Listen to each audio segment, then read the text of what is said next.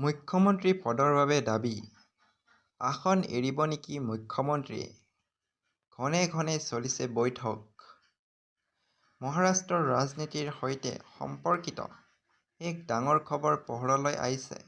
মুখ্যমন্ত্ৰীৰ পদক লৈ ঘনে ঘনে হৈছে বৈঠক।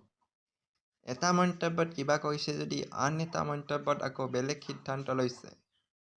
মুখ্যমন্ত্ৰী পদৰ বাবে দাবী জনাইছে শিৱসেনাই। এই সন্দৰ্ভত তেওঁ কৈছে, একনাথ শিন্দে মুখ্যমন্ত্ৰী পদৰ দৌৰৰ পৰা বাহিৰ হোৱা নাই। বৰ্তমানেও আলোচনা চলি আছে। এইটো সিদ্ধান্ত দিল্লীত লোৱা হ'ব। তেওঁ লগতে কয় যে, আমি আশা এৰি দিয়া নাই যে শিন্দে মুখ্যমন্ত্ৰী হ'ব। আজি তিনিওজন নেতা দিল্লীলৈ যাব পাৰে। মুম্বাইত বৈঠক অনুষ্ঠিত হ'ব। কাইলৈৰ ভিতৰত সকলো স্পষ্ট হ'ব বুলি ঘোষণা কৰিছে। বিবাহৰ পৰা উভতাৰ পথতেই প্ৰাণ ল'লে ৫জনে।